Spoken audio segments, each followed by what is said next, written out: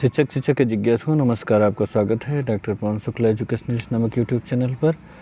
आइए, शिक्षा शास्त्र में बातें चल रही हैं हमारी, उसी इस वीडियो में उसी की बात करते हैं, जिसमें आज हम बात करेंगे सामान्य संभाव्यता वक्र की।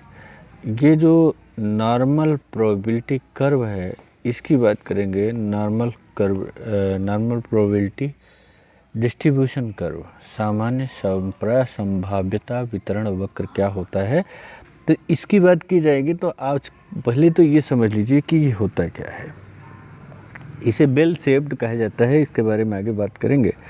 इसकी मुख्य विशेषता यह है कि आप संसार का कोई भी चर चाहें तो सामान्य संभाव्यता वक्र पर पूरी तरह से हूबहू देख सकते हैं। जैसे देखिए, इसके लिए आपको यहाँ एक मैं सिंपलिस्ट बना रहा हूँ। ये ऊँट के डील का जैसा बेल शेप्ड कहा जाता है, और इसके बीचों बीच में जो आंकड़ा आप रखेंगे उसका मध्यमान होगा, और इसके दोनों सीमाओं के यानी +1 सिग्मा +1 सिग्मा, ये +1 सिग्मा है, और इधर जो है -1 सिग्मा है, और इधर +2 सिग्मा यहाँ तक का हो जाएगा, और आगे देखेंगे आप इधर -2 सिग्मा हो जाएगा। तो इतने में 68% पूरे पॉपुलेशन का कोई भी वेरिएबल आएगा। जैसे आप लंबाई की बात करें तो पूरे मानव समाज की, विश्व में जितने भी मनुष्य हैं उनकी लंबाई की बात करेंगे तो 68% जो लंबाई आपको प्राप्त होगी वो एवरेज लंबाई होगी। तो कहने का मतलब सामान्य संभाव्यता वक्र प्रसंभाव्यता कर्व क्या है, आइए इसके बारे में बात करते हैं। सामान्य प्रसंभाव्यता वितरण से तात्पर्य उस वितरण से है जिसमें किसी जनसंख्या के अधिकतम विषय उसके मध्यमान के आसपास हों तथा न्यूनतम विषय मध्यमान से अधिक दूरी पर है। जैसे आप बेल शेप्ड की बात करेंगे, जब आप देखेंगे बेल शेप्ड ऐसे ही आकार बनेगा, तो उसका जो मध्यमान है बीच वाला, आपने देखा ये वाला बीच में जो आपने देखा था अभी कि जो मध्यमान के अंतर्गत आता था, ये बनाया था हमने आपके सामने। तो ये जो था, तो ये मध्यमान के आसपास ही, ये सबसे अधिक आंकड़े मध्यमान के आसपास हो जा रहे हैं, और इसके दूर होने पर बहुत कम आंकड़े मिल रहे हैं। तो पहली बात तो मध्यमान के आसपास हो तथा न्यूनतम विषय मध्यमान से बहुत दूर होते हैं। जैसे यदि किसी गांव के सभी लोगों की बुद्धि लब्धि की जाए तो लोगों की बुद्धि लब्धि 100-110 के बीच आएगी, बहुत से लोगों की, ज़्यादा लोगों की 68% आपको अभी आगे समझ में आएगा। 100 से 110 आएगी, और कुछ लोगों की 130 से 140 आएगी, और कुछ लोगों की 70 से 80 के बीच आएगी। प्रसामान्य प्रसंभाव्यता वितरण के आधार पर जो तैयार किया गया कर्व होता है, वक्र होता है, उसी को ही प्रसामान्य प्रसंभाव्यता वक्र कहा जाता है। इसे ही गॉसियन वक्र, गॉसियन कर्व भी कहा जाता है, क्योंकि यह जर्मनी के प्रसिद्ध गणितज्ञ गॉस के संयोग के सिद्धांत लॉ ऑफ चांस पर आधारित है। गॉस ने लॉ ऑफ चांस का सिद्धांत दिया था, उसी पर यह आधारित है। इसे घंटाकार वक्र, बेल शेप्ड कर्व भी कहा जाता है, क्योंकि इसका आकार घंटे की तरह होता है। प्रसंभाव्यता का अर्थ किसी घटना के घटित होने के पूर्वानुमान से है, अर्थात भविष्य में होने वाली किसी घटना के बारे में पूर्व कथन करना ही प्रसंभाव्यता है। सांख्यिकी में इसकी स्पष्टता की मात्रा अधिक होती है, अन्य विषयों में कम, क्योंकि सांख्यिकी में पूर्वानुमान की जो मात्रा की संभावनाएं, जो पूर्वानुमान की मात्रा पूर्णतः संख्याओं पर निर्भर करती है। आप जानते हैं कि जो संख्याएं हैं, अगर संख्याओं पर आप कोई बात कहेंगे तो निश्चित रूप से एकदम प्री डिसाइडेड होगी, एकदम एग्जैक्ट होगी, उसमें कुछ फेर होगा नहीं। तो ये संख्याओं पर आश्रित होती है। जैसे किसी घटना के घटित होने की संभावना वह तथा ये है, और तथा न घटित होने की संभावना भी है, तो उसके होने की संभावना प्रसंभाव्यता P बराबर प्रोबेबिलिटी जो है वह है A, क्या है, P = A/A+B, क्योंकि A होने की संभावना है और A B न होने की संभावना है। तो इसका अनुपात आप कैसे निकालेंगे? इसका अनुपात आप निकालेंगे, A होने की संभावना कितना है, और होने और न होने दोनों की संभावना A+B है, तथा न होने की संभावना P = B/A+B, यानी जो न होने की संभावना B है वह कितना है, वह है B/A+B। A+B का मतलब क्या है, A आपकी क्या है, ये होने की संभावना, B न होने की संभावना। तो न होने की संभावना भी बी पी बराबर बी अपान ए प्लस बी होगी। तो संभाव्यता की जो न्यूनतम मात्रा है वो शून्य है, अधिकतम मात्रा जो होती है वह 1 होती है। तो आइए बात करते हैं ज़रा सा इस कर्व की। आपके सामने एक कर्व दिखाई दे रहा है, बेल शेप्ड कर्व। देखिए बेल शेप्ड कर्व में यहाँ ये एक्स अक्ष है आपका, इधर वाला ये एक्स अक्ष है और यह वाई अक्ष है, लिखा भी है। और ये बिंदु जो है ओरिजिन है, जहाँ एक्स और वाई दोनों मिल रहे हैं, ठीक है।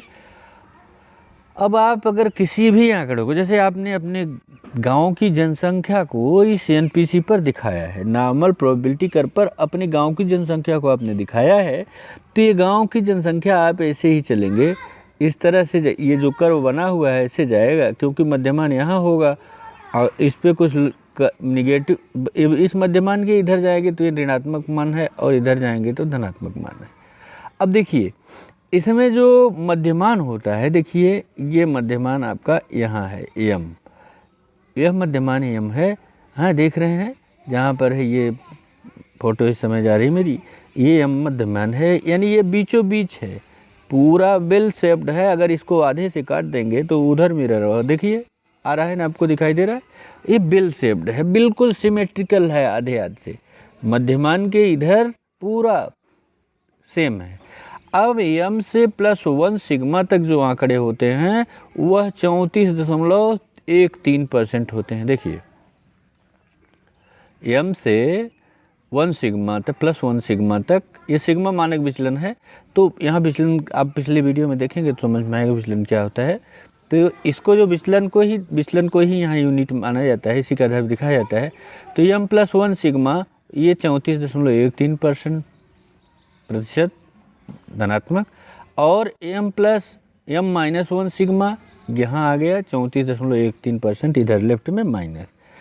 तो कहने का मतलब जो सामान्य है ये 34 से यहाँ तक आपका जो +1 सिग्मा से -1 सिग्मा, ये 68% पॉपुलेशन या कोई भी करेक्टरिस्टिक्स बुद्धि लब्धि, जैसे आपने कहा कि गांव की बुद्धि लब्धि का उदाहरण हमने जो दिया है उसमें 68% बुद्धि लब्धि इसी में आ जाएगी, इसी आंकड़े में, इस दोनों लाइनों के बीच में। अब इसके बाद देखें तो यहाँ जो है आप ध्यान से देखें तो ये +1 सिग्मा के बाद आगे बढ़ेंगे +2 सिग्मा, तो ये 13.59% इधर जाएगा, +2 सिग्मा आ गया, यानी 34.13 में 13.59% जुड़ जाएगा। और सेम कंडीशन उधर भी हो जाएगी कि -2 सिग्मा माइनस लेफ्ट में चला जाएगा और 13.59 वो भी जुड़ जाएगा, जो 34 13, तो ये जुड़ेगा दोनों। तो +2 सिग्मा देखिए -2 सिग्मा से +2 सिग्मा तक आपके 95.44 केसेज आ जाएंगे, जो 95.44% जो है आपको यहाँ प्रतिशत आपके आंकड़े का इसमें मिल जाएगा। अब इसके बाद बात करें +3 सिग्मा की, तो +3 सिग्मा में आपको इधर जो लास्ट में दिख रहा है ये है आपका, देखिए कितना है, ये आपका है +2 सिग्मा +3 सिग्मा 2.14% है। तो ऐसे ही माइनस यहाँ भी आएंगे, तो -3 सिग्मा में भी -2.14%। अब पूरा जोड़ देंगे तो -3 सिग्मा से +1 सिग्मा तक ये जो आपका आंकड़ा है, यह जो है आपका -3 सिग्मा से -2 सिग्मा +3 सिग्मा तक, ये आपका मिल जाएगा 99.97%, यानी 99.97 जो केसेज हैं वो आपके +3 सिग्मा से -3 सिग्मा तक हो जाएंगे। कितने से कितने तक? +3 सिग्मा से लेकर के -3 सिग्मा तक। तो ये कह रहे हैं कि एनपीसी आपको बताएगी कि जो आपका आंकड़ा है, कोई भी आंकड़ा, आप उसमें आप बुद्धि को डाल दीजिए, व्यक्तित्व को डाल दीजिए, वजन को डाल दीजिए, या फिर उसकी तर्क करने की क्षमता, या पशुओं पे ही डाल दीजिए, किसी चर के संदर्भ में डाल दीजिए, सजीव निर्जीव किसी भी संदर्भ में डालिए। देखो तो सामान्य संभाव्यता वक्र में, जैसे ये बरगद का पेड़ है तो इसमें देखिए अब, तो ये बरगद के पेड़ जो ऊपर दिख रहा है आपको, इस बरगद के पेड़ में अगर आप गिन सके तो इसके 68% जो पत्तियां हैं ये एकदम सामान्य कंडीशन में है। 68% जो 68% पत्तियां हैं एकदम सामान्य है। और इसमें कुछ पत्तियां ऐसी हैं 99.97 के बाहर जो ऊपर हैं, और कुछ ऐसी हैं जो लोअर हैं। ये बात हर वेरिएबल पर लागू होती है। तो यह आपका सामान्य संभाव्यता कर्व का एक चित्र हुआ। आगे चलें देखें दूसरे पेज में क्या होता है। इसके बारे में अब हम बात करेंगे कि चित्र संख्या 1 आपने देखा तो किसी जनसंख्या का एक गुण प्रदर्शित किया गया है। यह प्रदर्शन माध्यमान के धनात्मक तथा ऋणात्मक दिशा में मानक विचलन के आधार पर विभाजित करके किया गया है। मैंने बताया आपको, जिसके अवलोकन से ज्ञात होता है कि मध्यमान +-1 सिग्मा से क्षेत्र में जनसंख्या का अधिकतम हिस्सा 68.26% आ जाता है। जो 68.26% है वह +1 सिग्मा से लेकर के -1 सिग्मा तक आ जाता है। और मीन से +2 सिग्मा से -2 सिग्मा में 85.444% आ जाता है। और मीन से +-3 सिग्मा में 99.73% आ जाता है। बाकी 0.27% जो भाग है वो अनंत तक बिखरा रहता है, जिसे अपवादात्मक में कैसे कहते हैं। जैसे आपने देखा कि बुद्धि लब्धि आपके गांव की 110 से 130 आ रही है, जो भी आ रही है, तो लेकिन कुछ ऐसा भी होगा जिसकी एकाध केस ऐसा भी आपके गांव में होगा जिसकी बुद्धि लब्धि जो होगी 150 होगी, और एकाध ऐसा भी होगा जिसकी बुद्धि लब्धि 30 होगी, 25 होगी। तो ये +-1 सिग्मा +-3 सिग्मा की जो बाहर है वो 0.27, देखिए 99.73 केसेज हैं जो आपके +-3 सिग्मा के भीतर हो जाते हैं। यानी जो मध्यमान था उस मध्यमान के 3 सिग्मा लेफ्ट में, -3 सिग्मा और राइट में 3 सिग्मा, दोनों के मध्य 99.37 कैसे आ जाती हैं। बाकी 0.27% भाग अनंत तक बिखरा है। उसको उपरोक्त के आधार पर आप एनपीसी के विषय में कुछ प्रमुख बिंदु निम्नवत कर सकते हैं कि यह वक्र घंटाकार होता है और इसमें सममित होती है, सिमेट्री होती है, अर्थात बीच से काटते हैं तो दोनों बराबर होते हैं।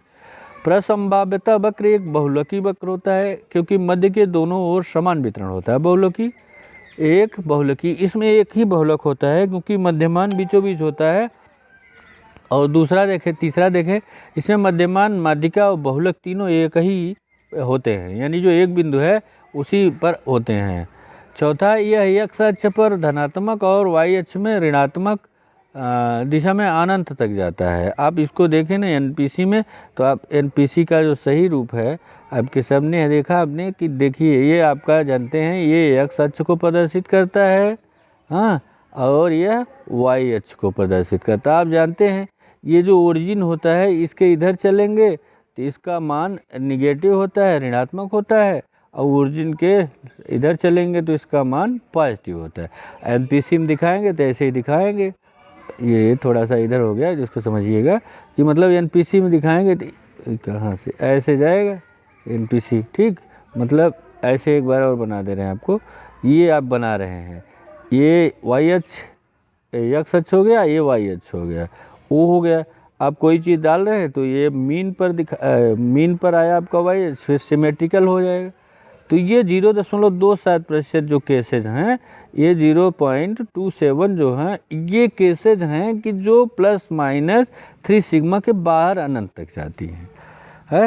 तो एक्स अक्ष पर धनात्मक ऋणात्मक दिशा में अनंत तक जाता है। यह न तो एक्स अक्ष के समांतर होता है न ही स्पर्श करता है। ऐसी मानता है कि जनसंख्या का कोई न कोई केस जो है विषय अनंत तक हो सकता है।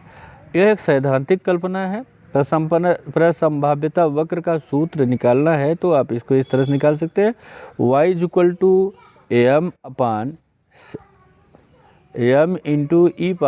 e⁻x² 2 sigma power -x, 2 power sigma power -x। तो इसके बाद देखिए 2 पावर माइनस कहाँ गया, हाँ ये है। तो ये आपका सूत्र निकालने का है कि जिसमें x मध्यमान से विचलन है, y एक्स अक्ष से वक्र की ऊंचाई है और एन जो है कितने सदस्य हैं, सिग्मा क्या है, वितरण का मानक विचलन है, पाई का मान जानते हैं 3.14 होता है, ई का मान 2.7183 होता है। तो ये फार्मूला आपका है जिससे आप विचलन को निकाल सकते हैं। y = n/√σ² 2 पाई इंटू 2 पाई e⁻(-x²/2 सिग्मा पावर x है। देखिए 2 पावर सिग्मा कितना है, इसको जूम करके देखिए ज़रा सा, ये है सिग्मा स्क्वायर है। तो ये फार्मूला आपके सामने एकदम क्लियर दिख रहा है। देखिए y = n/√σ, इस सिग्मा स्क्वायर यानी मानक विचलन का वर्ग गुणे 2 गुणे पाई गुणे e⁻x और e⁻x के बाद e⁻(-x²/2 इंटू सिग्मा स्क्वायर। ठीक है। अब इसको देखने के बाद अब तीसरे पर चलेंगे, अगले वीडियो में हम देखेंगे इसकी ककुदता कितनी प्रकार की होती है। तब तक आप चैनल लाइक शेयर सब्सक्राइब कर लीजिएगा। धन्यवाद, नमस्कार।